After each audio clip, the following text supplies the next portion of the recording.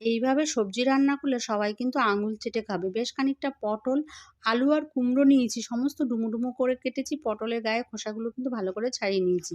তারপরে কড়াইতে তেল বসিয়ে আলু আর পটলগুলো ভাজতে বসিয়ে দিলাম। এটা ভাজা হতে, হতে খানিকটা মুগ ডাল আমি অনেকক্ষণ আগেই ভিজিয়ে রেখেছি, জল ঝরাতে দিয়ে দিয়েছি। তারপরে আরেকটা কড়াইয়ের মধ্যে আমি এই মুগ ডালটা ভাজতে বসালাম।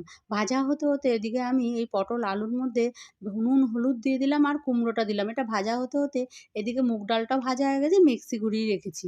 আর একটা মসলা করে নেবো, মিক্সিং জারে দিয়ে দিলাম হচ্ছে আদা, কাঁচা লঙ্কা, হাফ চামচ ধনের গুঁড়ো, জিরের গুঁড়ো, হলুদ দিলাম, লঙ্কার গুঁড়ো দিলাম। একসাথে মিক্সি ঘুরিয়ে নিয়েছি। একটা কড়াইতের মধ্যে আমি তেল বসিয়েছি, তার মধ্যে জিরে, তেজপাতা, শুকনো লঙ্কা দিলাম। তারপরে এই মসলাটা দিয়ে দিলাম আর লবণ দিলাম। দিয়ে ভালো করে মসলা এদিকে কষা হতে থাকুক। আর ওইদিকে পটল, আলুর মধ্যে যে মুগ ডালটা আমি ভেজে গুঁড়ো করে রেখেছি সেটা দিয়ে একটু খানিকক্ষণ নাড়াচাড়া করার পরে জল দিয়ে দেবো। দিয়ে ভালো করে মিশিয়ে নেবো সমস্ত উপকরণ।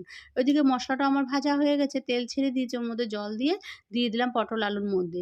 দিয়ে আবার ভালো করে নাড়িয়ে দেবো, একটু মিষ্টি ফেলে দেবো, কাঁচা লঙ্কা চিড়ে দেবো, ভালো করে ফুটিয়ে নিয়ে ঘি দিয়ে নাবিয়ে নেবো।